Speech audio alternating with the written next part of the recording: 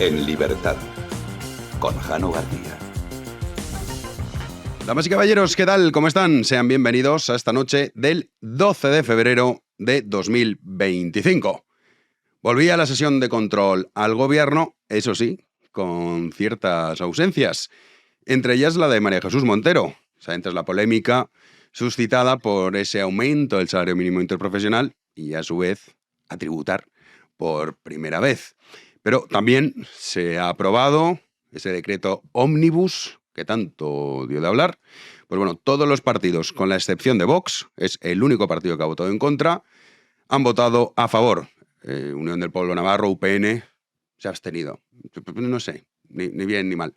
Ya saben, la revalorización de las pensiones, todo el tema este del transporte, pero también la ley en relación a la ocupación y el palacete al PNV en París. Bueno, pues esta es la oposición que hay en nuestro país. Solo un partido, Vox, es el único que no ha votado a favor. Pero también estaba la cuestión del salario mínimo interprofesional, que es por donde, claro, ha ido Alberto Núñez Feijóo, que le va a echar en cara a Sánchez si votan lo mismo. Pues bueno, le afeaba el timo de la estampita esta del trilerismo al que nos tiene acostumbrados el gobierno en relación al salario mínimo. Confunde servir a los españoles con sacar tajada de ellos. Quedarse con la mitad de la subida del salario mínimo ni es progresista ni es justicia social.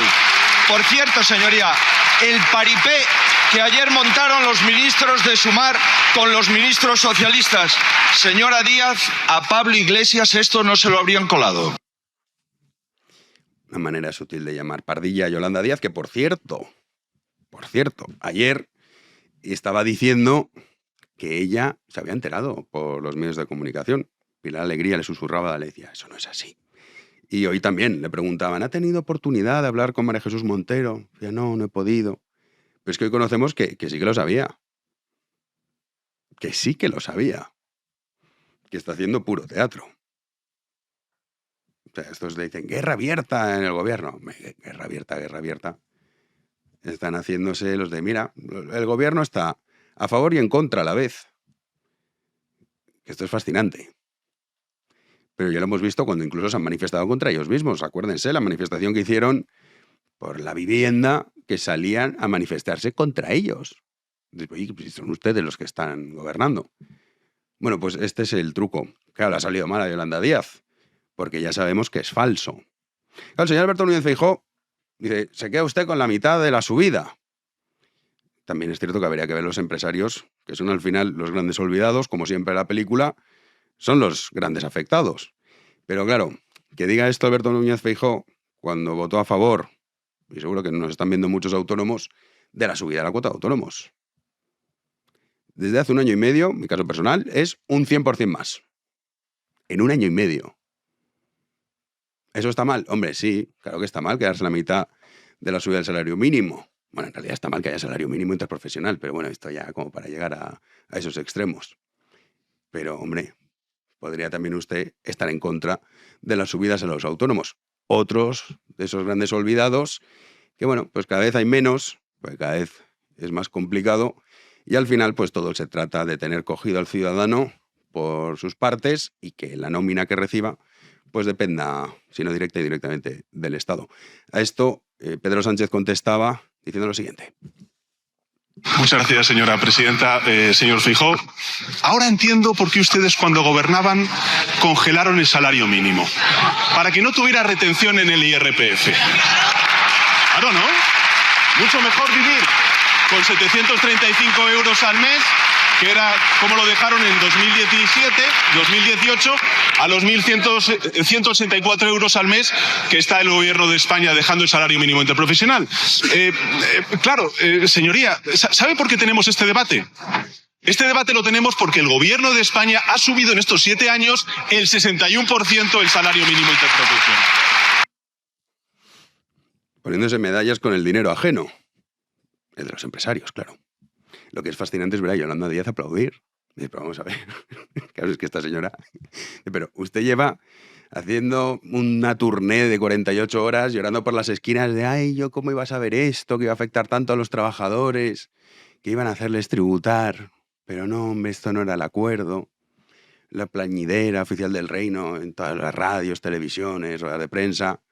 Y sale Sánchez diciendo, sí, van a tributar, pero hombre, mejor eso que nada. Y la otra se pone a aplaudir. Y dice, pero oiga, vamos a ver, yo comprendo que el nivel de los votantes de Sumar es el que es, pero esto es un poco insultante. Luego también ha habido rifirrafe entre Bolaños y Cayetana. Claro, generalmente no siempre, ¿eh? Como Cayetana está en el PP y el PP de Feijóo es lo que es, pues claro, muchas veces que, en fin, lo que dice, pues claro, hablar es muy fácil, luego están los hechos. Y hay veces que hasta Bolaños, para que vean cómo es el asunto de lo trágico que tenemos como principal partido de la oposición, pues deja en evidencia a Cayetana. No a ella personalmente, sino a lo que está diciendo cuando, claro, decían, no, pero usted está diciendo que nosotros pactamos con Meloni y que esto es horrible, pero si son sus socios, claro, sí, es que tiene razón. Para que Bolaños le demos la razón. Hoy no ha sido el caso. Hoy Bolaños ha ido por la nada y salido trasquilado.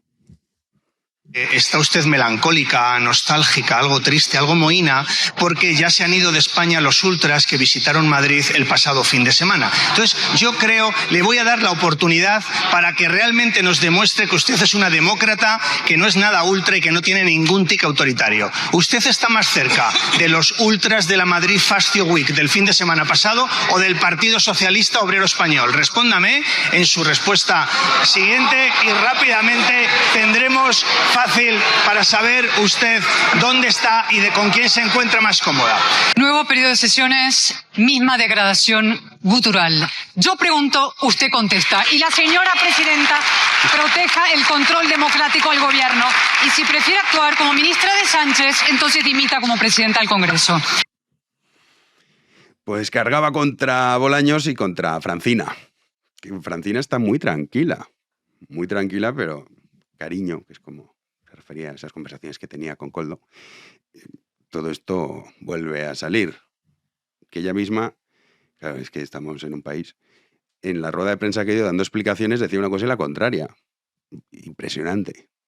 Pues le llegará el turno a Francina, que antes, que era presidente del Congreso, hombre, tenía que guardar cierta neutralidad, más allá de que perteneciese a uno o a otro partido, pues guardaba cierta neutralidad. No es el caso de Francina, que incluso Sánchez le hace señales para que le tape el micrófono al que está molestando.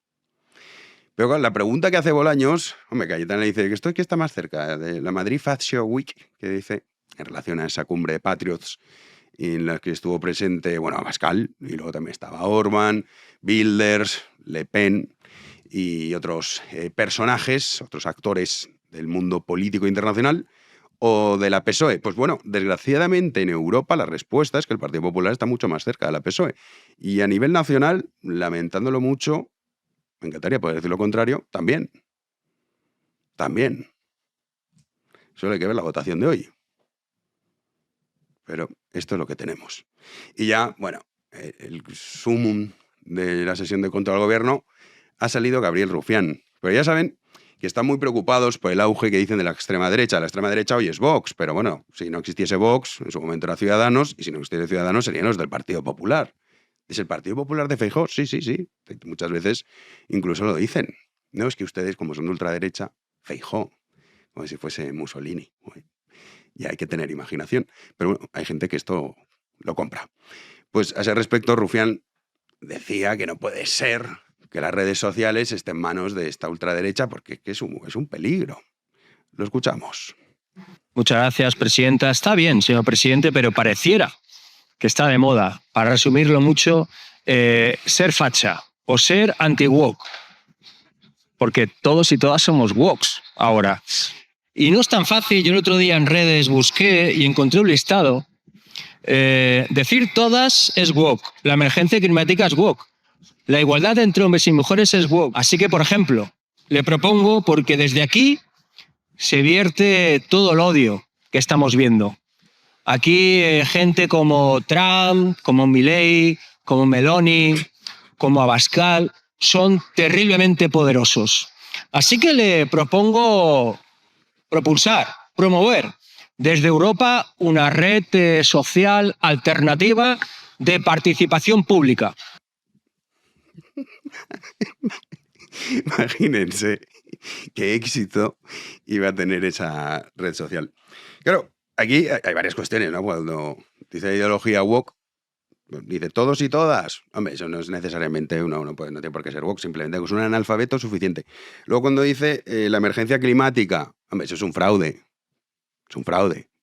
Es falso. Es ese apocalipsis que nunca llega y, por supuesto, aprovechándose de, bueno, estas religiones de Estado, pues entonces ahí es donde te meten pues todas esas tasas impositivas y hay gente pues que su vida incluso llega a, bueno, dedicarla a salvar el planeta, se otorgan ese poder, que ya es una cosa interesante. La igualdad entre hombres y mujeres, hombre, igualdad de derechos sí, pero igualdad real es imposible porque no lo somos. Es decir, hombres y mujeres son iguales es directamente una mentira. Pero estos están muy preocupados con el tema de las redes sociales. Asentía Sánchez como diciendo, ay sí, qué gran verdad estás diciendo, Rufián. Por cierto, con ese corte estilo himmleriano, no hitleriano, sino más bien himmleriano, tiene gracia que hable de odio, cuando este es un tipo igual que todo su partido, que lo que se dedican es a perseguir a los españoles en Cataluña, como él, por cierto. Pero si hablan español, entonces van a por ellos. Son los que se dedican a insultar a los que son hijos de guardias civiles o de policías nacionales. Estos son los que te vienen a dar lecciones de odio, cuando su discurso está cimentado en eso, en el odio al distinto.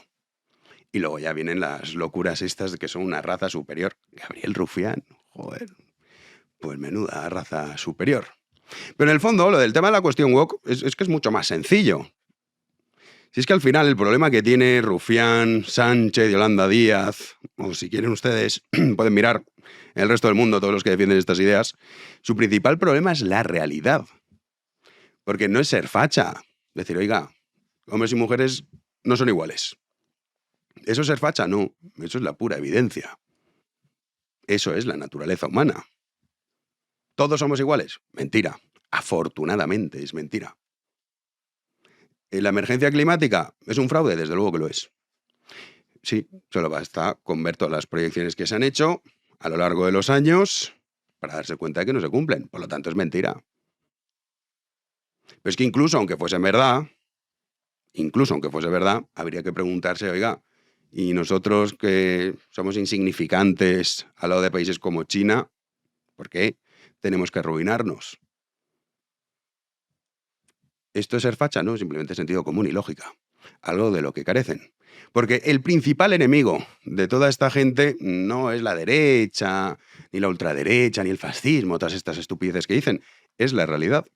Que afortunadamente, siempre, sin excepción, acaba imponiéndose. ¡Comenzamos!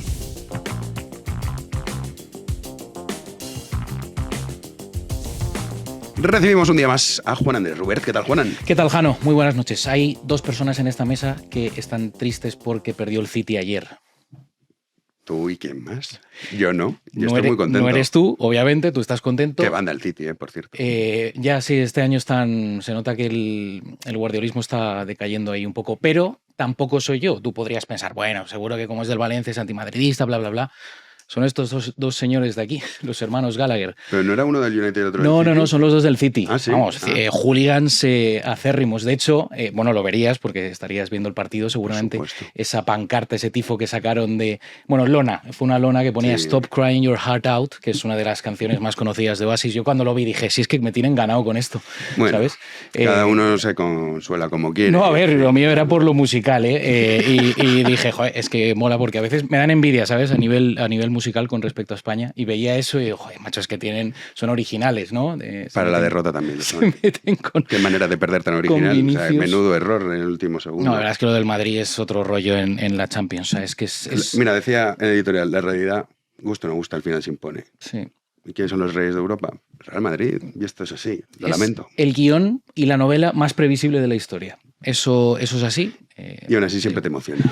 Ay, bueno, el que hoy también estará emocionado es el novio de Ayuso. Estará emocionadísimo, vamos. Sí, Sí, yo creo que sí. Pero Sánchez no ha ido al tema de la conciliación. Claro, el acto de conciliación, entonces, pues bueno, se reserva lo que pueda pasar en el futuro, posibles acciones legales, que ya veremos si eso se confirma. Pero bueno, el presidente del gobierno estaba citado este miércoles en un juzgado de Madrid a ese acto de conciliación con Alberto González Amador, el novio de la presidenta de la Comunidad de Madrid. Le exige el pago de 100.000 euros y que se retracte de las declaraciones vertidas por Sánchez el pasado 17 de octubre. Ese día fue cuando Pedro Sánchez lo calificó como delincuente confeso. Esta fue la frase exacta que le dedicó el presidente del gobierno.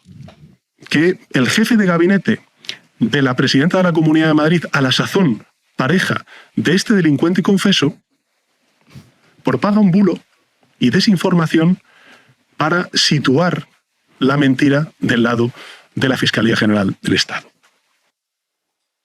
Eso de delincuente confeso fue decirlo Sánchez y enseguida salieron en tropel todos los ministros a cacarearlo, ¿no? Sí, sí. Y bueno, o sea, las directrices de Pedro Sánchez, que no ha ido, como estamos contando, a ese acto de conciliación. Y ahora mismo el novio de Ayuso tendría vía libre para acudir al Supremo en el caso de que quisiera, pues, lo que sea, querellarse pero bueno, eso todavía se tiene que... Algo más importante, la novia de Ayuso en realidad es irrelevante, pero el Supremo en relación a la amnistía, esto sí que es importante. Y eso pica, además, sobre todo a todo el sector separatista. En este caso estamos hablando de Laura Borràs, que, bueno, el Supremo ha confirmado que no habrá ley de amnistía para esta mujer porque le ha condenado a esos 4 años y medio de cárcel por prevaricación, en una sentencia ya conocida. Recuerda, además, deja claro que no se puede amnistiar la corrupción.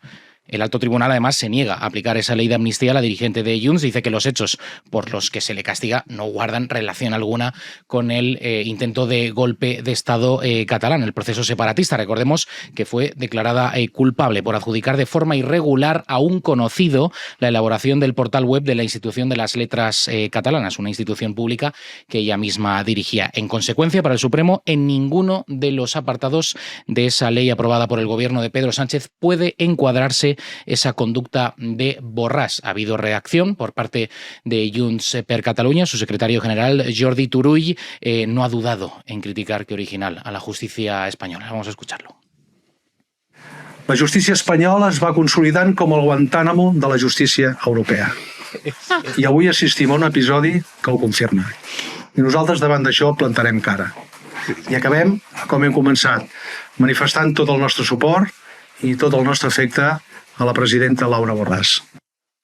Van de luto, son las plañideras. Las plañideras del separatismo, sí, correcto. Ahí estaban ahí correcto. de negro, no lloraban, pero tú fíjate, el compungidos. Guantánamo de la justicia. Como mínimo, europea. como mínimo. O sea, es que, vamos, qué felices vivir en ese relato ilusorio, Jano. Desgraciadamente sí. En realidad tendrían que estar marginados. Lo grave... Es una cosa anecdótica. Claro, lo grave es que 7 votos de un partido regional deciden, bueno, regional, separatista, abiertamente separatista, que quiere romper con España, está decidiendo el futuro de España. O sea, eso es lo realmente grave de todo el asunto. Esto es lo que decía también Ortega Gasset en su momento. Hombre, pues tenía hasta cierto sentido. Si lo piensas racionalizado, decir nosotros somos egoístas, no queremos compartir con el resto de españoles, bien, vale. Pero los que votan al Partido Socialista, que son los que permiten que estos tíos tengan el poder, ahí está el drama. Eso es lo gordo del asunto. Es terrible, sí. O, por ejemplo, es increíble, algún día sabremos qué le debe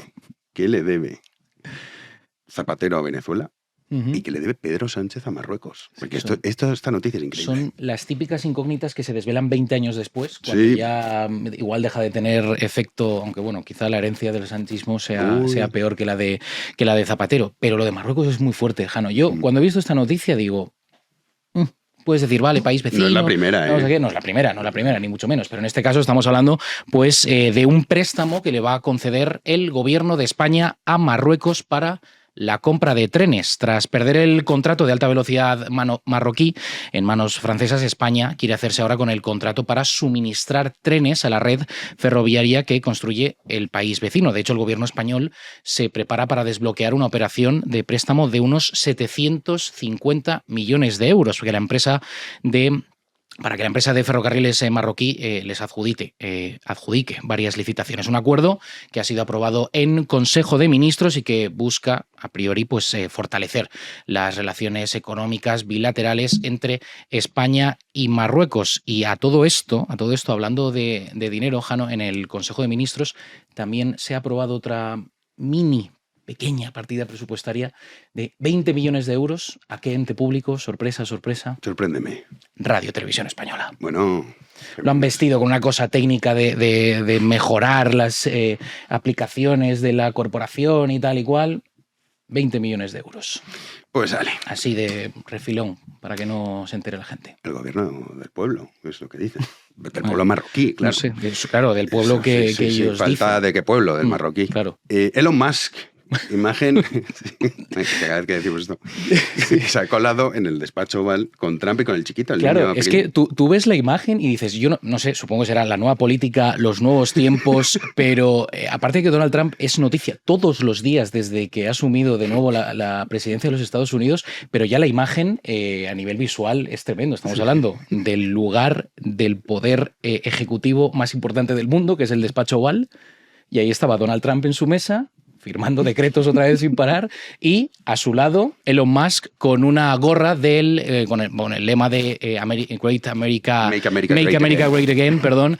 Si es que esto al final de ponerse aquí con anglicismos, pero bueno, iba con la gorra con el lema famoso de Donald Trump, y estaba también su hijo que se llama X, como la red social que lleva ese nombre también, que se la compró a la antigua Twitter. Bueno, pues estaba ahí como Pedro por su casa, el dueño de Tesla, junto al presidente de los Estados Unidos, y juntos pues despacharon las preguntas que le estaban formulando los periodistas mientras Donald Trump estaba ahí con su rotulador firmando un decreto para reducir, en este caso, el tamaño de la administración pública y dar, por otro lado, más poder a Elon Musk.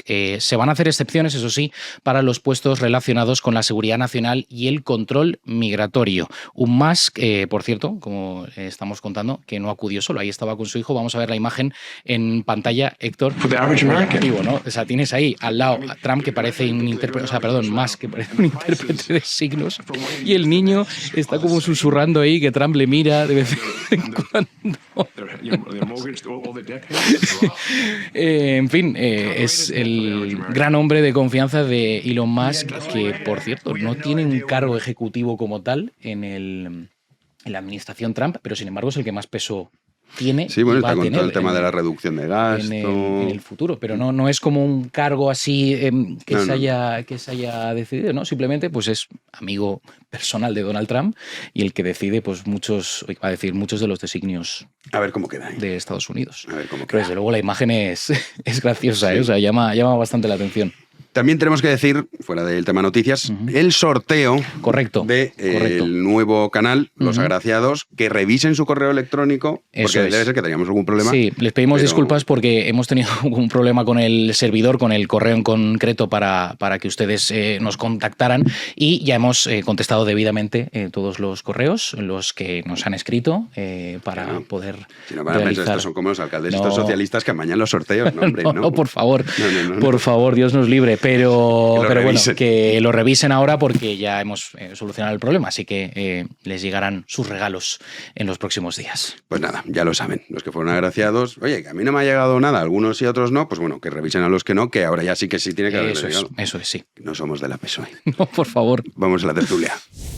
Damos ya la bienvenida a nuestro querido don Hermenegildo El Tozano. ¿Qué tal? ¿Qué tal, Jano? Pues encantado de estar aquí con todos vosotros. Sí, ya sabes que aquí los miércoles tienes una cita. Pues no, hay citas más interesantes, esto también es cierto. Bueno, pero esta no es manca, ¿eh? No, esta está bien. Está bien, ¿no? ¿Verdad? Está muy bien, sí. Está en buen plan. Querido Manu, ¿cómo estás? Muy bien.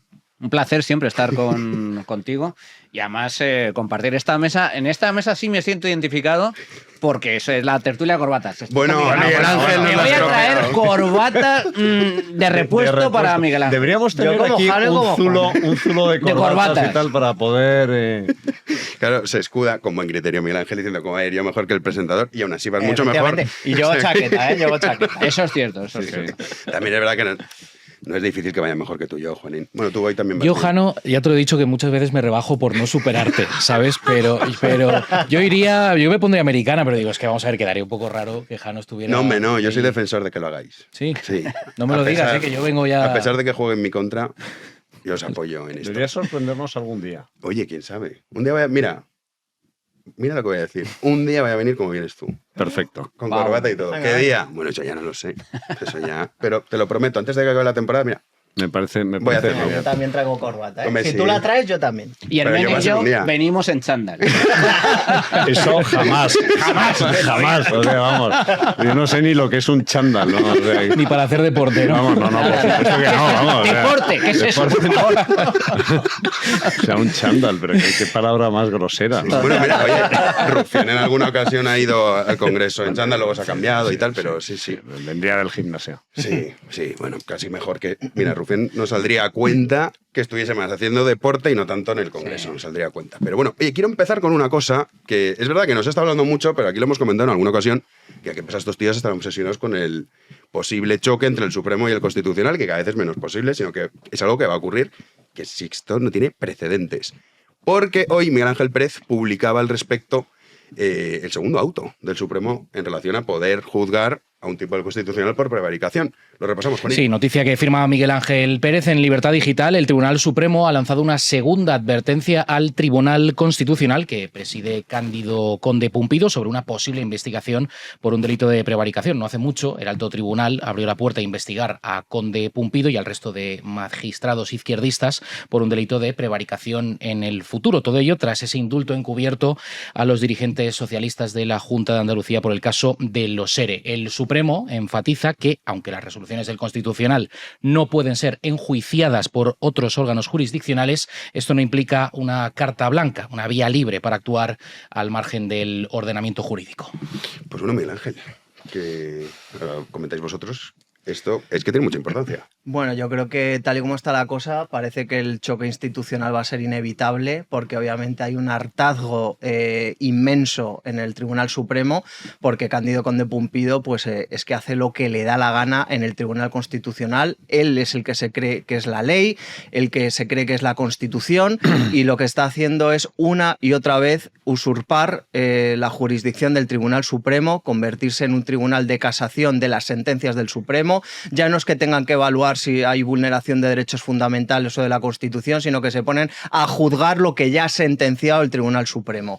Este segundo auto tiene su importancia desde el punto de vista que lo que hace es confirmar ya el primer aviso, porque claro, un auto puede decir, bueno, ha sido una cosa ahí aleatoria, tal y cual. No, esto ya es el segundo auto, es decir, confirma las intenciones del Tribunal Supremo de poner límites, poner coto al Tribunal Constitucional de Cándido Conde Pumpido.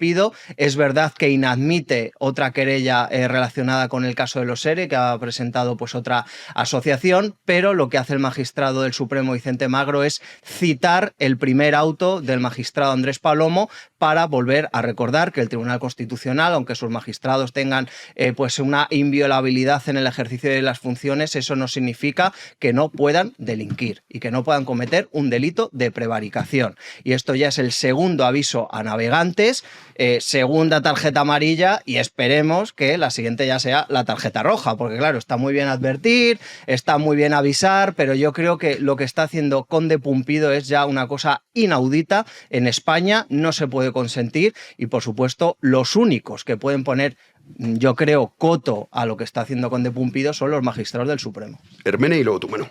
Mira, yo recuerdo durante el juicio, el proceso sobre el procés, ¿no? El proceso sobre el proceso, Manuel Marchena, que era el presidente de la Sala Segunda del Tribunal Supremo, en un interrogatorio a un agente de los Mossos que se perfumó de valiente y entonces se decía, yo aquí voy, y entonces le dijo, usted es agente de la autoridad y usted sabe o debería saber que ahora está delante de la autoridad judicial. ¿Qué significa la autoridad judicial? Pues significa que el monopolio o la competencia para juzgar y ejecutar lo juzgado en España lo tienen los jueces y tribunales predeterminados por la ley, que es el Poder Judicial, que es el que se configura como uno de los 3 poderes o uno de los 3 elementos o de los pilares del Estado de Derecho, teniendo en cuenta, como bien explicabas, Miguel Ángel, que el Tribunal Constitucional ni es órgano judicial ni es una cuarta instancia. Es decir, no sirve para revisar las sentencias del Tribunal Supremo entrando a valorar nuevamente la prueba y entrando a rehacer el relato fáctico o entrando a configurar de una manera distinta. La competencia del Tribunal Constitucional es única y exclusivamente la de 1. Conocer de los recursos de amparo, y no hay más que ver cuál es la estadística de admisión a trámite de recursos de amparo en España, el 1%, con lo cual también hay que empezar a ver cuáles son los criterios de admisión o de inadmisión de los recursos de amparo y si se está produciendo algún tipo de desviación respecto de lo que ha sido la doctrina del Tribunal Constitucional, consolidada en muchísimas sentencias desde, creo que la primera sentencia es de 1980 o 81, que es cuando se pone en marcha el Tribunal Constitucional después de la Constitución. Luego tienes las cuestiones de inconstitucionalidad, cuando un juez considera que hay un elemento necesario para dictar un fallo que tiene que ver con la posible inconstitucionalidad de la norma que está aplicando para ese fallo. Eso es otra de las funciones del Tribunal Constitucional. Y no puede ir más allá que hacer un test de si una determinada resolución judicial, estamos hablando del recurso de amparo, cumple o no cumple con la Constitución. Luego también tienes el otro gran capítulo, que es los recursos de inconstitucionalidad que pueden presentar 50 diputados, 50 senadores, el defensor del pueblo, es decir, los presidentes de las comunidades autónomas cuando afecta a competencias propias de las comunidades autónomas. Por eso pues, la Comunidad de Madrid o Andalucía de vez en cuando plantean recursos de inconstitucionalidad porque entienden que una determinada norma invade competencias de las comunidades autónomas. Esas son las funciones del Tribunal Constitucional. Nadie en España, nadie está por encima de la ley, porque es un Estado de Derecho. Lo que significa que, si bien el Tribunal Constitucional como órgano tiene esa, digamos, inviolabilidad, porque obviamente en el ejercicio de sus funciones el Tribunal Constitucional opera como el Parlamento. El Parlamento no podría someterse como tal al control judicial, pero sí se puede someter al control judicial la actuación individual de los miembros del Parlamento, de los miembros del Gobierno, de los miembros del Tribunal Constitucional. La única persona que es inviolable porque está asociado a una figura institucional que es la jefatura del Estado, es el rey. Pero es el rey en cuanto a jefe del Estado. Ya hemos visto lo que ha ocurrido en el caso del rey emérito cuando se trata de funciones o de presuntas actuaciones al margen de esa actividad como jefe del Estado. Por lo tanto, nadie, y cuando digo nadie, incluyo a Cándido Conde Pumpido y a los otros 11 magistrados del Tribunal Constitucional, está por encima de la ley. Y nadie, ni siquiera Cándido Conde Pumpido ni el Pleno del Tribunal Constitucional, podrían determinar que es inconstitucional una actuación del Tribunal Supremo que les enjuicie por un delito de prevaricación. Entonces, los 2 autos del Tribunal Supremo hay que leerlos y hay que entenderlos y hay que analizarlos en ese contexto, que es que estamos en un Estado de Derecho y no estamos en una república bananera con petición de excusas para aquellas repúblicas que sobreviven de la exportación de bananas. Claro, es que hay una cuestión, Hermen, en esto que tú dices, que al final, o sea, es un poco, se está adelantando a los hechos, que muchos ya dicen, oye, cuando al fiscal lo condenen no pasa nada, porque llegará al Constitucional y dirá, oye, que esto me da igual lo que diga el Supremo, claro, esto no es así. Y luego hay cooperadores necesarios. Claro, no está solo Conde Pumpido. Claro, sí, que esto también hay tienes las figuras, o sea, la autoría delictiva en la configuración del Código Penal español es mucho más amplia que la del autor. tienes al encubridor, tienes al cooperador necesario, es decir, que aquí... Sí, que cuidado que no es solo Conde Pumpido, que es, digamos, el jefe de la banda, pero no es el único miembro de la banda. También hay otra cosa, aquí no vamos a hacer como la película esta, ¿cuál era? Matrix, ¿no? Es que creo que era Matrix, ¿no? La que intervenía en los criminales o en los delincuentes antes de que delinquieran. Entonces había una actuación... Es que Matrix no estoy puesto. Entonces, no sé, me parece... Hay una película... Dice nuestro querido Héctor que no es Matrix, es otra. Bueno, pues otra, pero ya sabéis a la que me refiero. Ya me acuerdo. El precrimen. Bueno, sí, es el precrimen. Entonces dice, es que este señor ya sabemos por un algoritmo que va a cometer un delito, entonces lo detenemos y lo juzgamos antes de que cometa el delito. Bueno, no hagamos lo mismo con Cándido Conde Pumpido. Pero a ver. Quiero decir, vamos a hacerlo desde el plano teórico. Si en el hipotético supuesto de que un presidente del Tribunal Constitucional, llámese Cándido Conde Pumpido, llámese Lucas Pérez, decide en un momento determinado estar por encima de la ley, que sepa que tiene el riesgo de que caiga sobre él todo el peso de la ley, en este caso en forma de código penal. También hay una noticia que es el Partido Popular lleva por primera vez ante Estrasburgo al Constitucional. Claro, o sea, nosotros estamos con el tema del SMI y tal, pero luego por detrás se mueven cosas. Y el Partido Popular ha presentado una demanda ante la Corte Europea por la sentencia que avaló el recorte de funciones del Consejo General del Poder Judicial. Porque es que esto es muy importante. Yo entiendo que es más aburrido. Bueno, también es apasionante. A mí me parece jurídico, mucho más interesante esto que otro tipo de cuestiones. Pero bueno, Manu. A ver, ¿llevamos cuántos años de democracia? Más de 40 años de democracia, 45, más de 45 años de democracia, casi medio siglo de democracia, y ha habido 2 intentos de golpe de Estado. Uno por las bravas, entrando la Guardia Civil en el Congreso y tomando como rehenes a los representantes del pueblo. Acabó rápido, gracias precisamente a la actuación del rey, se restableció el orden de inmediato. Ahora estamos en un proceso similar. Solo que en este caso no se ejerce la violencia. Estamos ante no un golpe de Estado. Hay 2 tipos de golpes de Estado. Los golpes de Estado que se dan desde fuera del Estado y los golpes de Estado que se dan desde dentro del Estado. Y estamos ante un autogolpe de Estado. Y yo lo veo meridianamente claro al respecto. España oficialmente ya no es una democracia estable y consolidada. En los indicadores internacionales que miden la calidad democrática de los diferentes países, España ya está en segunda división.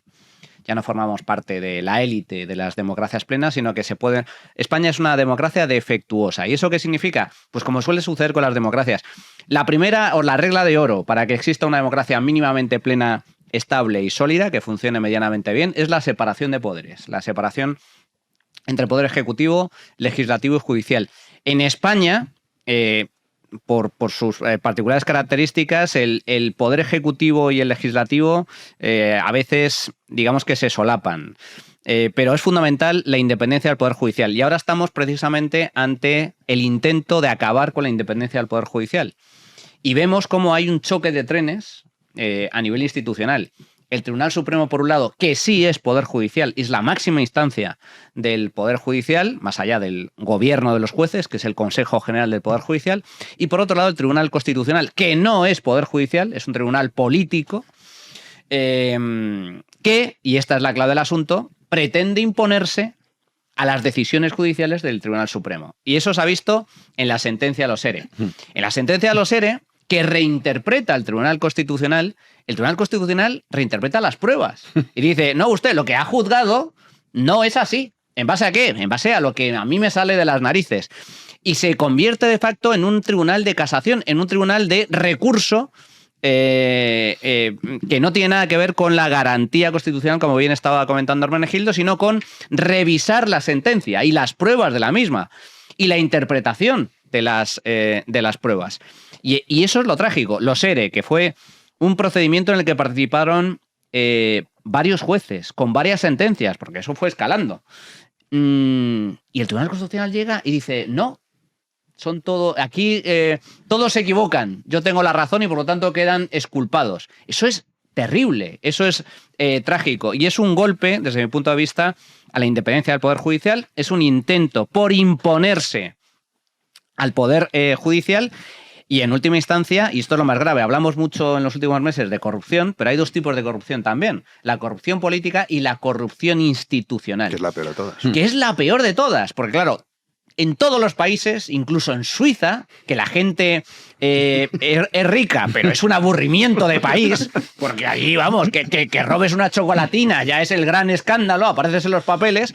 Bueno, pues en Suiza, incluso en Suiza hay corrupción política, incluso en Suiza. Pero cuando te descubren, lo normal, lo positivo es que las instituciones funcionan. Se investiga, se juzga, se sentencia y se cumplen las sentencias. En España no, y a mí es lo trágico. Por eso digo que vamos en una deriva peligrosa en la cual se investiga, ahora ya casi con más dificultad, el acto de investigación por parte de los jueces se ha convertido en un acto de heroísmo. El poder trabajar sin presiones políticas, sin presiones mediáticas, eso ya no existe en España. Si investigas a la mujer del presidente, prepárate, porque te van a poner con nombre y apellidos, que si tienes 4 DNIs, que si eres el amigo del partido... Es decir, una presión brutal sobre un funcionario público.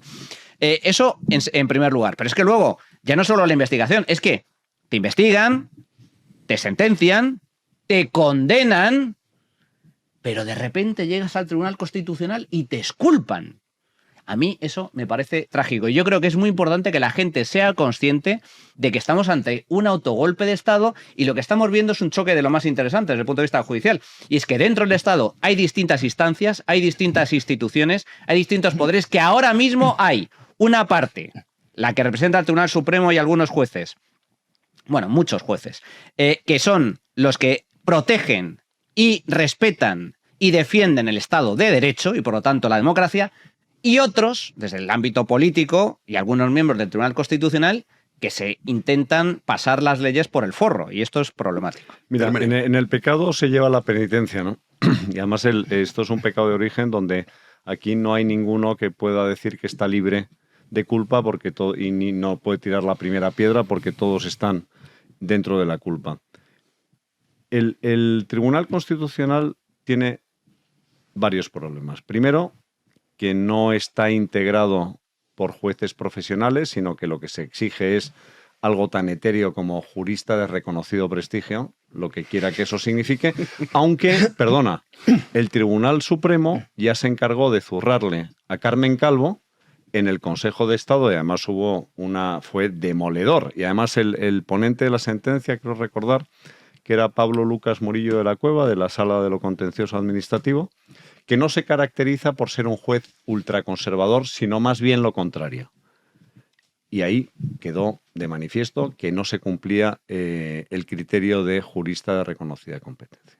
Pero más allá de eso, que es lo que te permite exhibir el currículum de cualquiera, al principio se tenía mucho más cuidado, luego, bueno, pues las cosas y tal, en fin, la evolución, llegas a tener antiguos miembros del gobierno sentados como magistrados del Tribunal Constitucional, cosa luego se les llena la boca con las puertas giratorias, pero en esas puertas giratorias no existe el problema de que se pillen la toga y se queden dando vueltas alrededor. El segundo problema que tú tienes es la temporalidad. Es decir, si tú haces depender del criterio político la renovación de los miembros del Tribunal Constitucional, tú estás absolutamente en manos de quien te ha nombrado. Y luego el tercer problema que tú tienes es justamente la conformación de una serie de mayorías, porque claro, en el caso de los ERE, si tú analizas despacio, es mucho más sutil. Primero, no es una absolución completa, sino que es parcial. Entonces no entra... no ha llegado hasta el punto de decir, no, los absuelvo, esto es como si fuera un indulto encubierto hecho por el Tribunal Constitucional. Y luego obvias el hecho de que hay 4 votos particulares discrepantes. Es decir, es que aquí estamos hablando ya de una guerra de trincheras donde hay 7 magistrados progresistas, 7 magistrados conservadores, que me da igual, porque es que no tendrían que tener apellido ninguno de ellos. Es decir, es que esto no es un problema de sensibilidades políticas, esto es un problema de que tiene que ser un órgano que dé la tranquilidad y la garantía a los que pagamos los impuestos de que efectivamente hay un vigilante de la constitucionalidad, sobre todo de las leyes. no por la puerta de atrás o por el portillo del derecho a la tutela judicial efectiva del artículo 24, que es por donde se ha colado todo este caballo de Troya, revisar las sentencias. Y un único apunte, porque es que Manuel me lo ha puesto en bandeja cuando ha hablado de Suiza y el aburrimiento.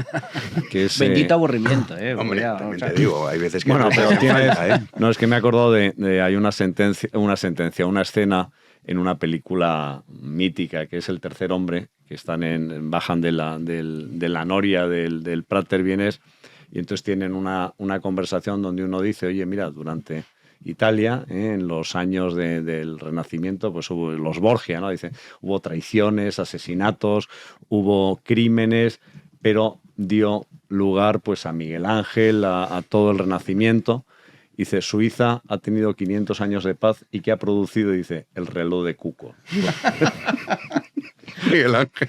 Bueno, simplemente por explicar un poco cómo funciona la operativa interna en el Tribunal Constitucional, porque es alucinante y parece surrealista, pero es tal cual, y voy a poner el último ejemplo, que ha sido un recurso que presentó Dolores Delgado. Recordamos Álvaro García Ortiz, la nombra fiscal de sala militar a Dolores Delgado, la Sala Tercera del Tribunal Supremo anula su nombramiento y Dolores Delgado presenta un recurso ante el Tribunal Constitucional. Bien, llega el recurso de Dolores Delgado y en el Tribunal Constitucional hay unos letrados adscritos al Tribunal Constitucional y letrados adscritos a cada magistrado del Tribunal Constitucional, que son los que trabajan mano a mano con los magistrados y les preparan las sentencias. Son los que redactan las sentencias. Efectivamente. O sea, luego los otros firman... Vamos a decir las cosas como son. No. Los otros firman, pero se lo hacen los letrados. Llega el recurso de Dolores Delgado y designan como ponente a una magistrada conservadora, Concepción Espejel. Los letrados generales del Tribunal Constitucional consideran que no se debe admitir a trámite el recurso de Dolores Delgado. La ponente es Concepción Espejel, conservadora, y dice, estoy de acuerdo con los letrados del TC y yo considero que esto es lo que se tiene que aprobar en el Pleno. ¿Cómo funciona la maquinaria izquierdista en el Tribunal Constitucional? Pues que después de que esos letrados del Tribunal Constitucional consideran que eso no se debe admitir, pues coge una magistrada izquierdista, en este caso María Luisa Segoviano, coge a sus letrados y les dice, prepararme un contrainforme de lo que han dicho los letrados del Constitucional. Y me vais a decir que hay que admitir a trámite el recurso de Dolores Delgado. Coge los letrados de Segoviano, presentan esa propuesta y obviamente en el Pleno, donde hay 7 magistrados izquierdistas y 5 conservadores, se acaba aprobando la admisión a trámite del recurso de Dolores Delgado, presentada gracias a esa ponencia de la magistrada izquierdista María Luisa Segoviano. Es decir, es una tomadura de pelo, porque cuando hay una decisión que nos interesa, que han hecho los letrados del Constitucional, pues seguimos. Que no nos interesa, no te preocupes, cojo a los letrados que tengo yo a mi cargo, digo que me hagan un contrainforme y luego pues la mayoría izquierdista se impone. Pero es que en este caso de Dolores Delgado ha sucedido también algo gravísimo, porque Cándido Conde Pumpido era su jefe y no tenía que haber participado en la deliberación de esa admisión a trámite del recurso. Ha participado y cuando ha llegado ya una recusación, coge Cándido Conde Pumpido y dice, oye, que me abstengo. Y hoy se ha aprobado precisamente la abstención de Cándido Conde Pumpido, pero el problema es que ya presuntamente podría haber prevaricado, porque se tenía que haber abstenido en la admisión a trámite del recurso. Bueno, contaremos todo esto porque me temo que va a ir para largo y es verdad que es que esto es importantísimo. Hombre, es lo que más vende, pero... La clave, o sea, es mucho peor la corrupción, una corrupción judicial o una corrupción institucional. Es muchísimo peor que todos los demás episodios que tenemos encima, que si el DNI piquito de no sé quién, que si o sea, de verdad, que el hermano y la ópera y tal, eso es totalmente... Es casi anecdótico en comparación con la gravedad de esto. Esto es muchísimo más grave. Pero hemos querido reservar una parte, sabiendo que además venía Miguel Ángel Pérez, tu hermene, abogado de reconocido prestigio. Bueno, no lo sé. Y nuestro querido Manu también. Que no tiene nada que ver con la abogacía, pero bueno. Pero aquí estoy para opinar. No, me estás puesto en el tema. Si no, no te llamaríamos. Hombre, estás puesto en el tema, por Dios. Vamos con Yolanda, que esto es lo que ha centrado el foco del debate político nacional, porque ya sabéis que Yolanda Díaz dijo que ella se había enterado por los medios de comunicación. Pilar Alegría le decía, eso no es así. en la rueda de prensa del Consejo de Ministros, posterior al Consejo de Ministros, y hoy el PSOE está filtrando a sus medios que está claro que lo sabía, que está mintiendo. Pero ¿cómo no lo vas a ver? Bueno, a ver, pero ¿cómo no lo vas a ver? Yolanda Díaz, saber. Claro, Bueno, Díaz otra cosa, otra cosa es que se lo dijeran y otra cosa es que se enterara. Eso, pero vamos, claro. que se lo dijeron, seguro. Entonces está con esto, hoy trasciende todo este asunto y le preguntaban si, oye, ¿has podido ver a María Jesús Montero? No, repasamos, Juanín. Sí, y además una oportuna indisposición de la vicepresidenta primera ha evitado este miércoles la foto que todos buscaban, ¿no? La de María Jesús Montero y Yolanda Díaz en la bancada azul del Congreso, una foto que no se ha producido en medio de esa guerra declarada entre ambas por la tributación del salario mínimo en el IRPF por primera vez. Le preguntaban a Díaz si había hablado con Montero. Pues bien, esto es lo que decía a la entrada del hemiciclo. Yolanda Díaz. Vicepresidenta, buenos días. ¿Ha hablado con la ministra Montero después del choque que vivimos ayer? No he podido. Dicen que usted lo defendió en el pasado. Un escueto no he podido. No ha podido y empieza a trascender, que esto es otra, que a lo mejor Sánchez se cepilla a Yolanda Díaz. Bueno, políticamente hablando, claro. No perdería. Que no se entiende esto. Fíjate que ahí es que lo de la política es muy divertido cuando empiezas a ver esto, es como el Tetris, ¿no? Empiezas a ver las piezas que van, porque tú sacas una pieza del mecano, entonces se te cae por otro lado, o la imagen esa de la manta corta que si te tapas la cabeza asomas los pies y al revés, ¿no? Aquí tienes una pieza muy importante que es Podemos y luego tienes en la aritmética electoral, tiene muchas más posibilidades. Yo lo digo ahora y si queréis cruzamos apuestas. Tiene muchas más posibilidades Pablo Iglesias de volver a ser vicepresidente del gobierno que Yolanda Díaz. Es decir, las posibilidades de Yolanda Díaz en Big Win se cotizan.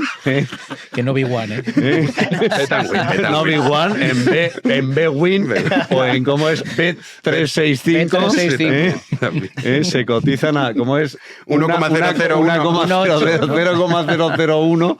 Es decir, yo creo que está amortizada, yo creo que es un cadáver político, en el sentido de que Sumar no existe ya más que como un nombre ahora mismo, pues porque soporta una coalición, pero yo creo que saben perfectamente y Pedro Sánchez la dejará caer o la cesará justo en el momento, ni un segundo antes ni un segundo después, en que perciba que es más beneficioso cesarla que mantenerla.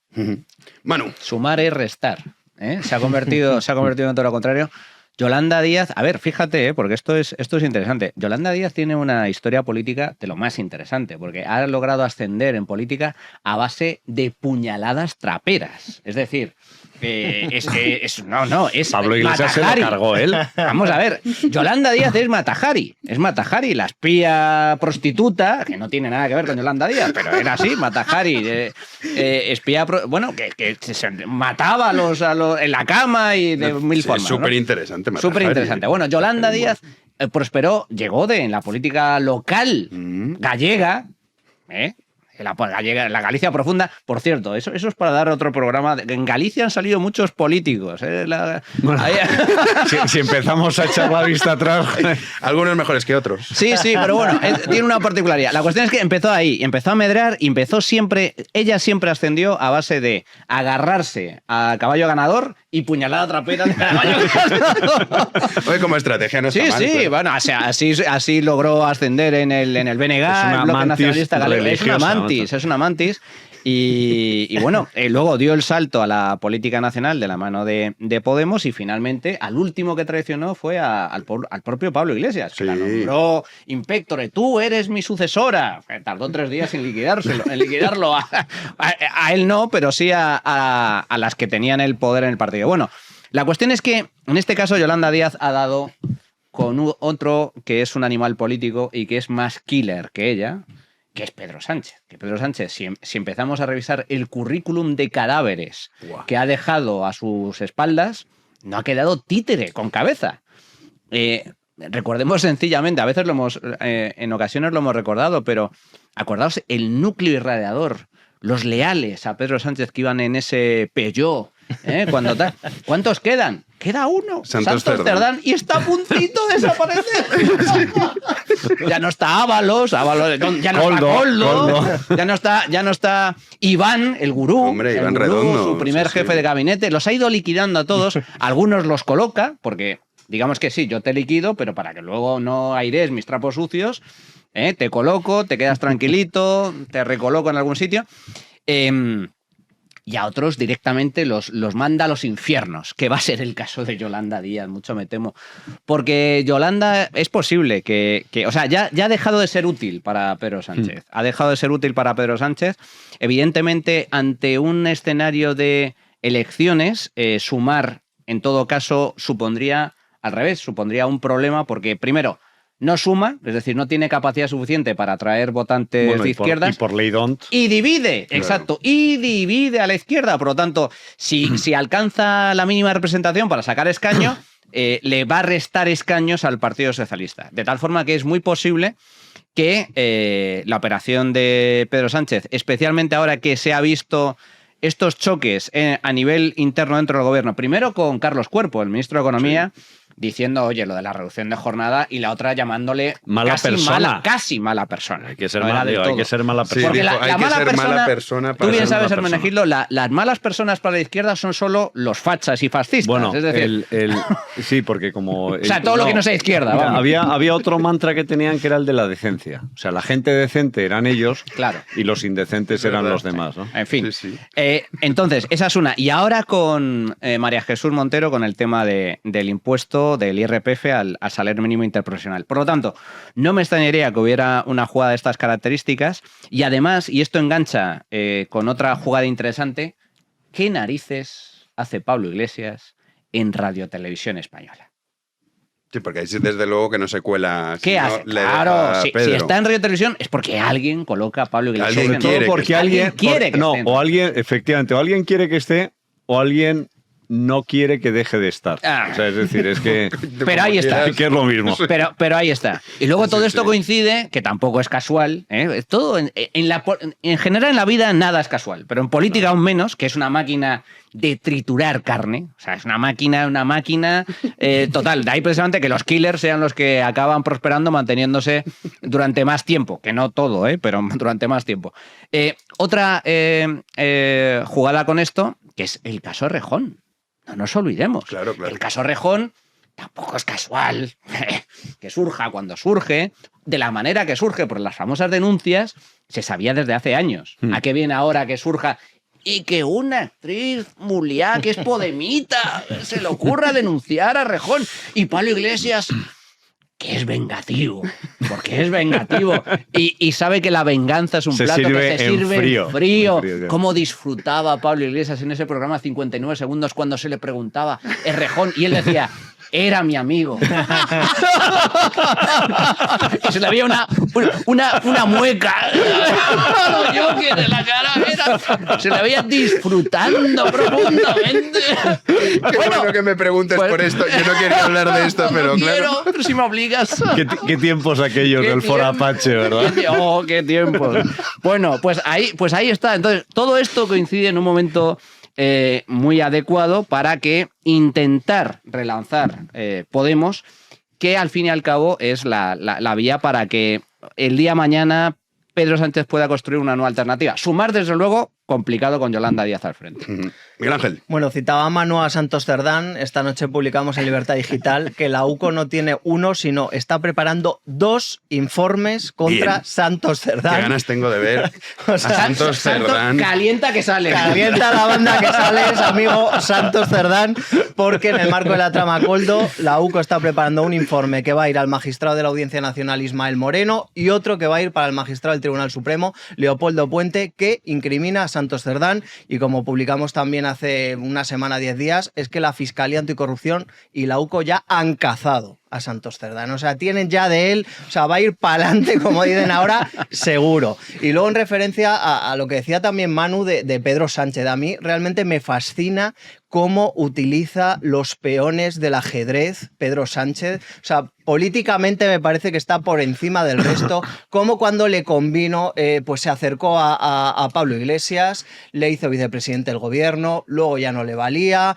fue eliminado del tablero Pablo Iglesias, le interesaba subir a Yolanda Díaz, que políticamente siempre ha sido la nada, porque Yolanda Díaz, la verdad es que en cuanto rascas un poco, políticamente es la nada, o sea, era puro marketing político que había querido insuflar Pedro Sánchez para elevar la figura de Yolanda Díaz. Las elecciones de Sumar, en las últimas elecciones, se han metido un castañazo detrás de otro, o sea, el final de Sumar está más cerca que nunca, y ahora ya Pedro Sánchez, como bien decía Manu, yo estoy de acuerdo, o sea, esto del caso Rejón, no creo las casualidades, o sea, aquí nos queremos ya cepillar el partido de Yolanda Díaz, activamos el botón rojo, que yo no sé si ha sido Pedro Sánchez o Pablo Iglesias o los dos, no sé quién ha sido o uno de ellos solo, pero qué casualidad que justo nos queremos cargar ya a Sumar porque molesta, apretamos el caso Rejón, el botón rojo, y desde luego Yolanda Díaz yo creo que tiene ya políticamente los días contados y bastante lejos ha llegado para lo que es Yolanda Díaz,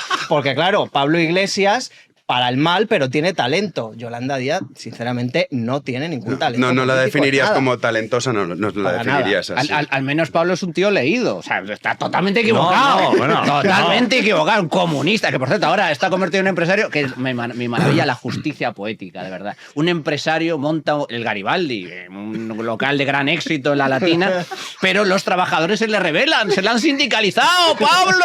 Enhorabuena, amigo, bienvenido a la experiencia del maravilloso perverso empresario. Sí, pero a mí no ser leído, pero dices tú, es la nada. Es que Yolanda Díaz no es que haga falta rascar, solo hay que escucharla. Sí. Claro, es una persona que te puedes tirar 2 horas escuchando a Yolanda Díaz hablar, que da discursos largos, cuando, por desgracia, alguno tiene la mala suerte de verla en alguna intervención, se puede tirar media hora, 1 hora hablando, no dice termina nada, la intervención no y dices, nada. ¿qué narices me ha contado esta tía? No dice nada. No dice nada.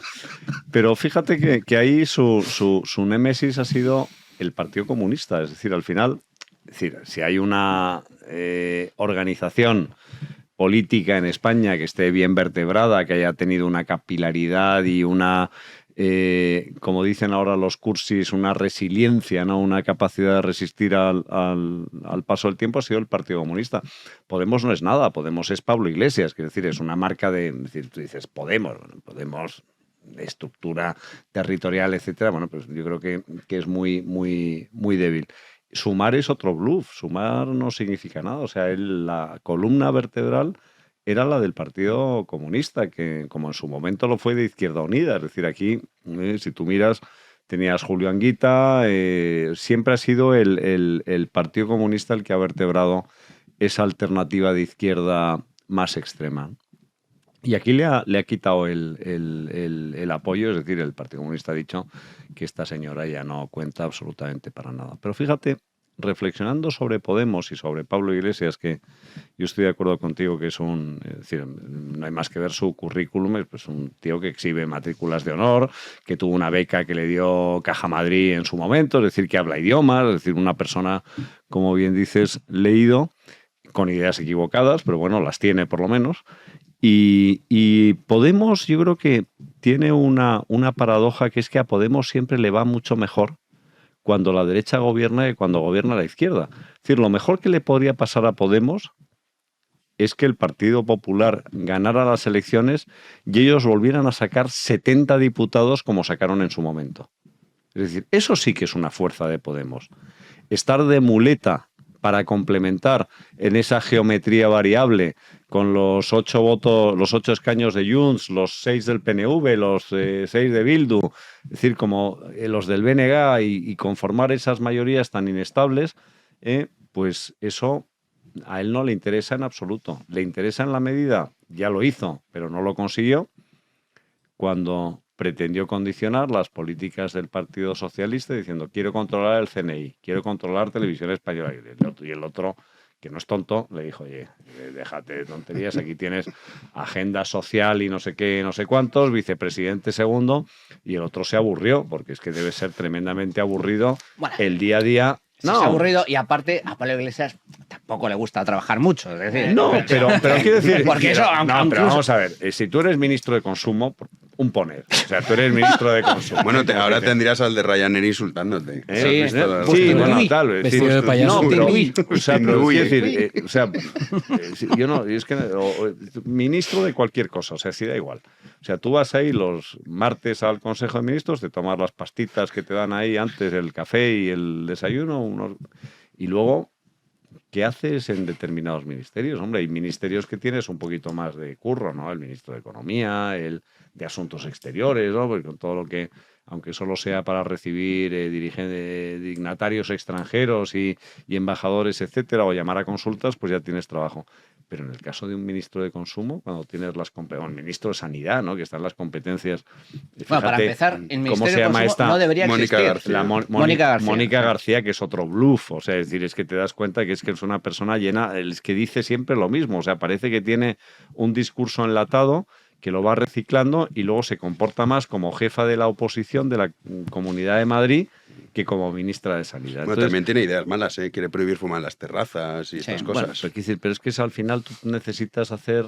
hacer como que haces. Sí, hacer como que haces, ¿no? Pero claro, esto lo va a hacer. Acuérdate aquello de los juguetes que hizo aquel... Garzón. Sí, Garzón. Por cierto, ¿qué ha sido de Garzón? Ah, no lo sé. Es que Yo no sé en qué está Garzón, la verdad. Ha desaparecido. El hermano escribe diatribas contra Milei y la realidad se encarga de desmentirle todo lo que dice. No necesita Milei, ni sabe quién es Eduardo Garzón, ¿no? Pero vamos, hay que decir, la propia realidad le desmonta el artículo, todas las cosas que dice, a pesar de... Yo me imagino que es un chico que se debe esforzar mucho cuando escribe los... Oye, es doctor en economía, para no, que pero veas digo que se esfuerza. como... No, oye, que hay gente que es doctora y que se esfuerza y hay pero otros veas, que digo, tienen... el escaso valor que tienen muchas veces este tipo de... Bueno, estoy pensando en otra tesis doctoral. ¿Cuál? Bueno, hay muchas. Joder, una fake. Bueno, dicen que fake y tal, o lo que o por tal. Bueno, bueno, esto salió, que era la de Sánchez, ¿no? Estáis diciendo cuando... ¿Cómo se llamaba? Miguel Sebastián era el que estaba el que dicen que fue parte del que le hizo... Dicen. Esto son habladurías. Lo que pasa que aquí yo creo que también habría que... Muchas tesis doctorales habría que... Hay unas que son muy meritorias, pero hay algunas otras que el que esté libre de culpa que tire la primera piedra, ¿no? Sí, pero es verdad que generalmente los ministerios estos que consumo y tal son muy aburridos. Es como los libros, eso que se llama el ghost writer, ¿no? El negro que se dice el negro en que se ha dicho toda la vida, sí. Que es decir, oye, ¿cuánta gente... ¿Tú te crees que cuando sale el libro de memorias de no sé quién... Mira, os pongo un ejemplo. Yo no sé si hay negro en español, Sí. negro detrás, escrito negro o no, pero Silvia Chaurrondo está en una novela. Una novela, la pregunta es ¿cuándo? ¿Cuándo? Esta mujer no para de trabajar. Pero no para de trabajar en la televisión española. Hay los determinados premios muy conocidos literarios, pues oye, que los están concedidos de antemano y resulta pues que dice, oye, fulanito o fulanita, tú vas a ganar este año el premio X. No voy a dar nombres. Sí. No, eso es así. Te lo va a escribir una novela, hombre, para que tenga una cierta coherencia y una sintaxis y no le dé patadas al diccionario y no digas de qué y este tipo de cosas, pues te lo va a escribir un profesional. Yo no sé si hay negro o no hay negro, pero por ejemplo, en el caso de Pedro Sánchez, los dos libros que ha llevado, pero esos han sido Irene Lozano. No, pero eso se sabe, o sea, no es que había ahí, no es que haya dicho es una entrevista. Libro, no, esto es una entrevista. Pero bueno, ahí el mérito es de Irene Lozano. Sí. En el caso de Pablo Iglesias, lo cierto es que, a ver, a él lo que le gusta realmente, cuando digo que no es que le gustaba trabajar poco, en el sentido de que cuando era ministro y vicepresidente todos veíamos cómo se dedicaba a comentar películas y series en sus redes sociales. Tampoco es... No, hombre, pero... no creo que tengas... Yo no tengo mucho tiempo que soy un pringao en ver películas y series y estás en el gobierno. Tú puedes... A ver, para empezar, el Ministerio de Sanidad no debería existir. El Ministerio de Consumo no debería existir. No, perdona, hay muchos ministerios... Empieza diciendo cuáles deberían existir. Claro, no los que no deberían existir. Acabamos mucho antes. Defensa y... Pero bueno, sí es cierto, como una concesión a los minarquistas, ¿no? Pero sí es cierto que dentro de este tipo de cargos, el hecho de llevar un ministerio como el que llevaba Pablo Iglesias, llamar la vicepresidencia, solo con actos institucionales tenías el día ocupado, porque te llaman de todos lados, tienes que asistir, etcétera. Y a él se le notaba que no le gusta. Pero ¿qué le gusta a Pablo Iglesias? A Pablo Iglesias tiene pasión, además él mismo lo decía, lo ha dicho en muchas ocasiones. A mí no me des ministerios, yo lo que quiero, dame la televisión pública. Él lo que es un comunicador, es lo que le gusta, él es un flautista de Amelín. Y lo hace bien. Y lo hace muy bien. Y por coño, ha montado un partido de cero y logró 70 diputados y llegó a una vicepresidencia.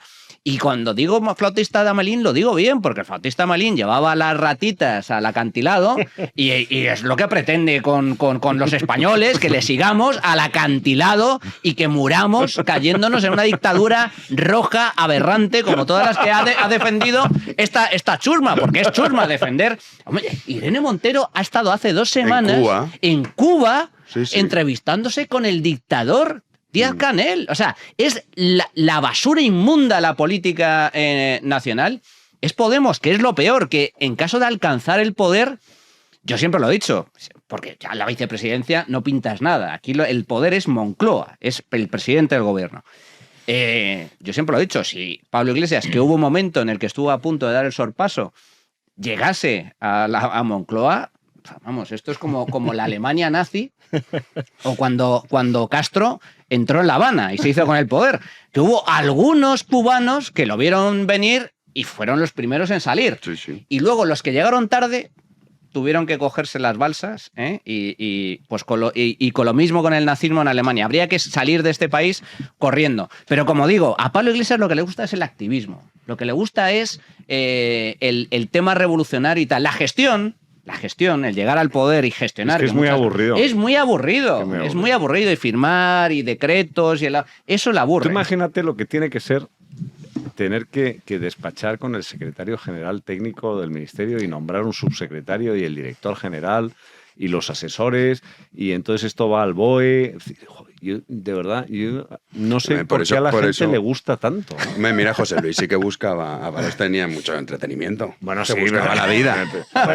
No, aparte tenía un ministerio, vamos a ver, tú tenías un ministerio donde manejabas presupuesto. Fomento tiene un presupuesto que flipas. Sí. Creo que es toda la obra pública.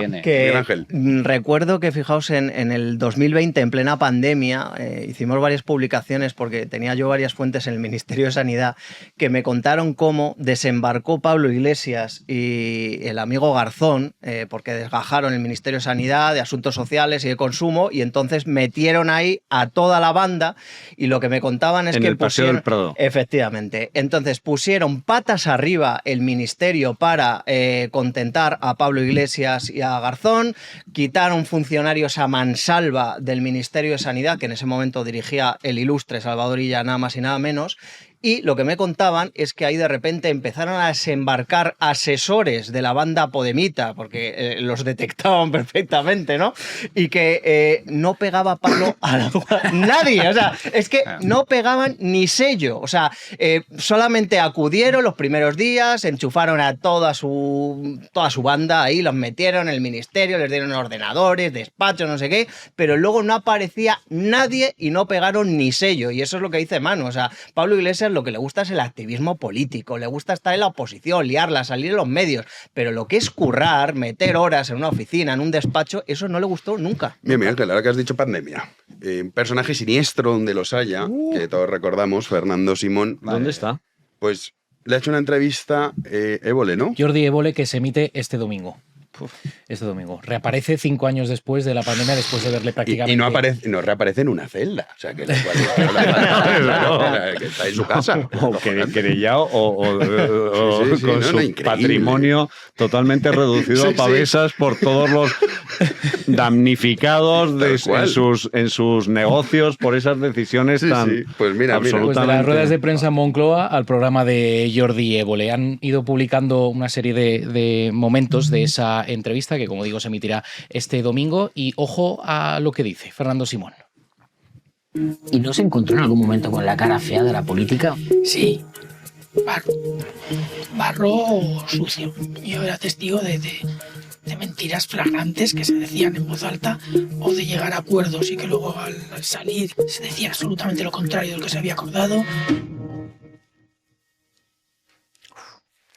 Me acaba de entrar así como un escalofrío. Así. Sí, la verdad. Es una especie de vuelta al pasado. Da mal tu rollo. peor es como cuando tienes una pesadilla y dices, joder, menos mal que no. Que es un sueño. Sueño, pues ¿no? esto pasó. Y fue trágico, porque claro, hablamos de... ¿Os acordáis de cómo se genera? Es decir, a mí lo peor de aquella situación tan absolutamente kafkiana era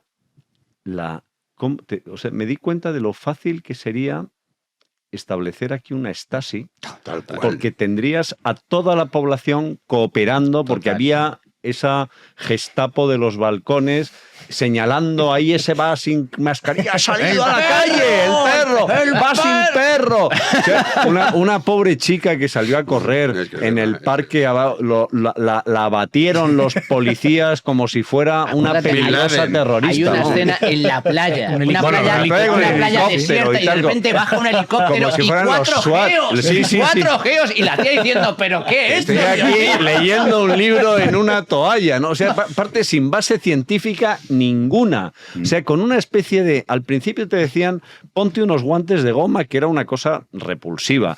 Luego la mascarilla, o sea, decir, es que era con una... No tenía ningún sentido. Lávate las manos, claro, 70 veces, entonces terminaban la pobre gente con la piel totalmente destrozada, ¿no? Por los detergentes, etcétera. Entonces... no tenía ningún ni criterio ni sentido. Luego hizo una cosa totalmente de cuarta, que ¿os acordáis que salían en las ruedas de prensa? Puso a un guardia civil y a un militar y tal, como si estuviéramos aquí ante el desembarco de no sé, de los marcianos, ¿no? De la guerra de los mundos, ¿no? Una cosa tremenda. Pero lo peor de todo es que aquello, o sea, no ha habido nadie... Bueno, los sinvergüenzas de las mascarillas, ¿no? De momento tampoco ha habido nadie. Pero no ha habido ninguna consecuencia. Es decir, nadie que haya pagado con su patrimonio el desacierto y los errores de aquellas decisiones. Bueno, ¿y qué me decís de las vacunaciones masivas? Sí, es que fue... O sea, es que aparte, no, perdona, que es que había... un delito de coacción que te decían que tú no podías viajar si no te vacunaba. Oiga, pero ¿esto qué es? Ni tomarte una cerveza en una terraza. En Madrid no nos No podías pasó, entrar pero... en restaurantes sin tener tu aplicación. QR Esto era como lo del apocalipsis del 666 de la bestia, que tenías que tener el número para poder vivir. Pues esto era lo mismo. Pues es decir, quisieron hacer las vacunas obligatorias. Bueno, hubo fíjate... Feijó, ¿te acuerdas del Constitucional? Le dijo, pero como usted quería multar hasta con 60.000 euros a los no vacunados. El de la libertad.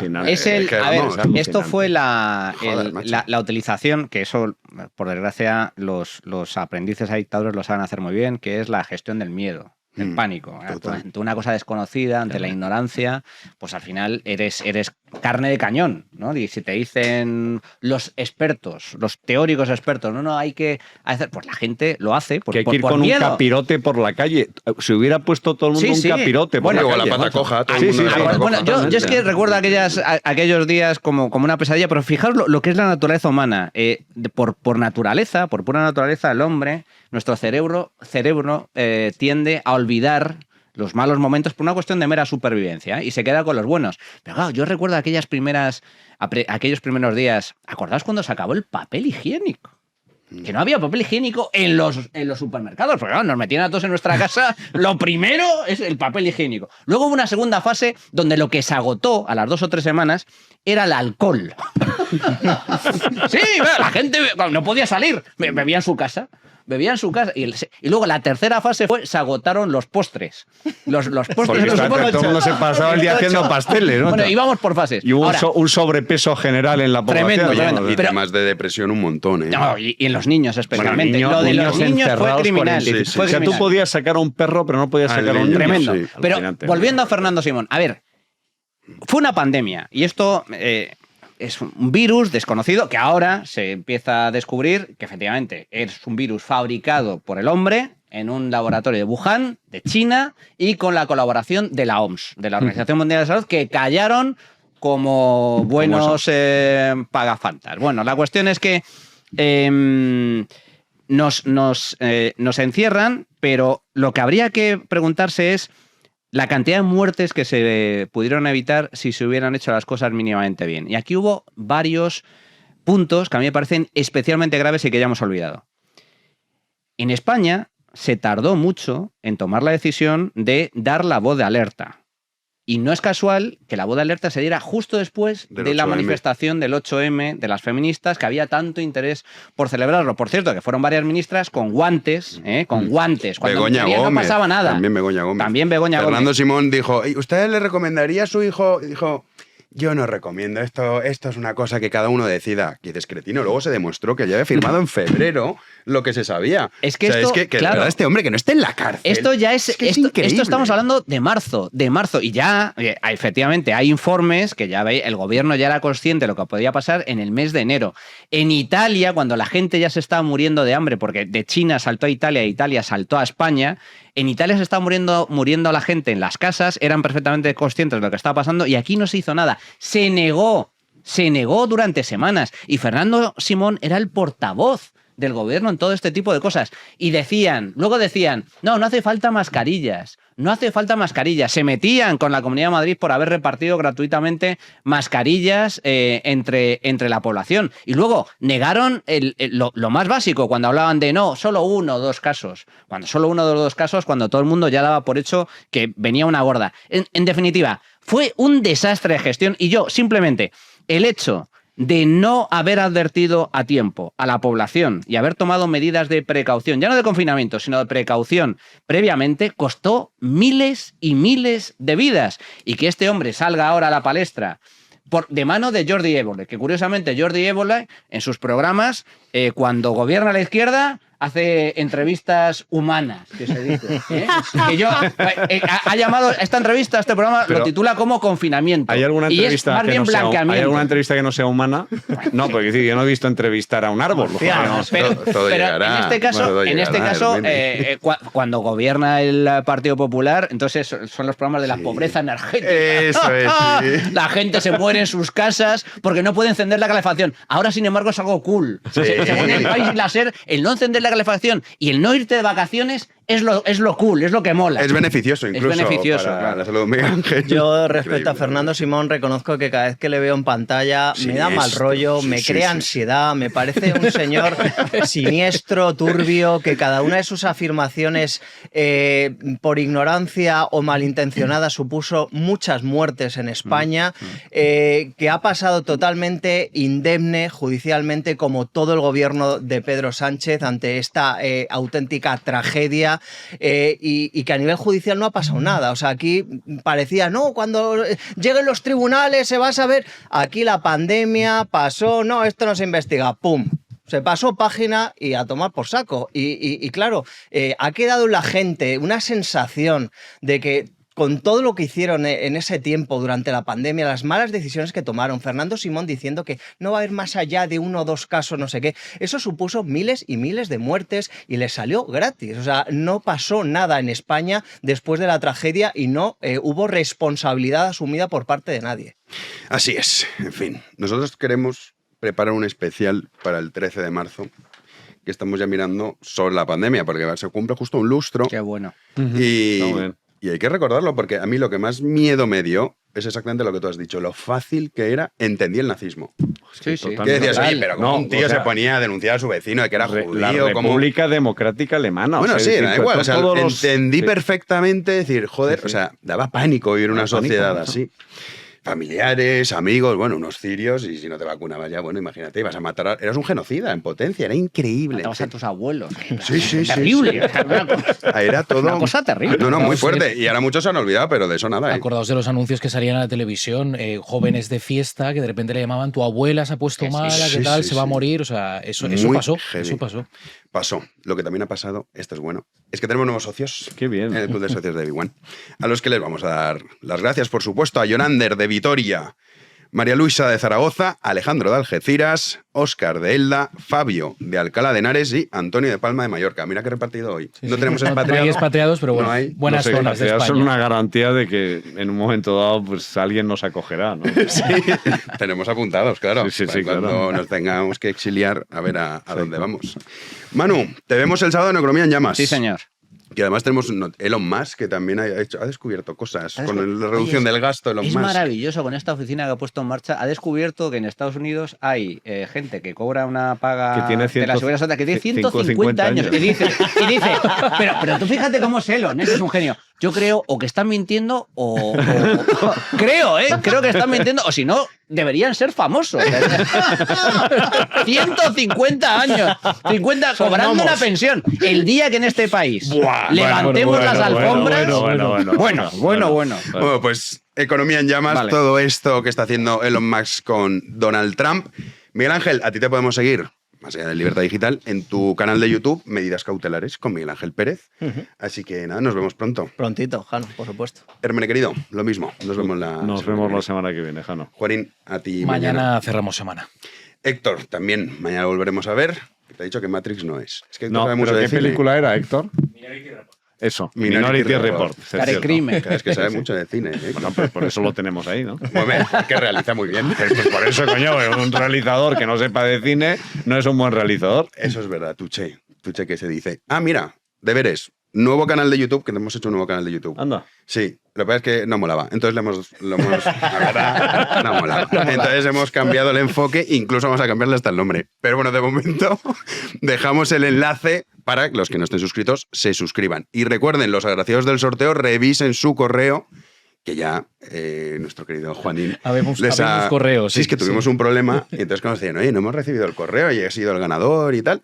Y que aparecía esto, pues en fin. Que una cosa de la Casa del Pueblo como o si una fuera sede del exacto, PSOE, eso es, claro. una sede. Sí, esto no puede ser, esto hay que remediarlo. Entonces, bueno, ya les llegan el correo. Así que nada, revísenlo y respondan. Y a los demás, pues bueno, les emplazamos a que nos acompañen mañana, ya saben, a las 9 de la noche, aquí en Libertad, en Big One Media. Muchísimas gracias por estar ahí.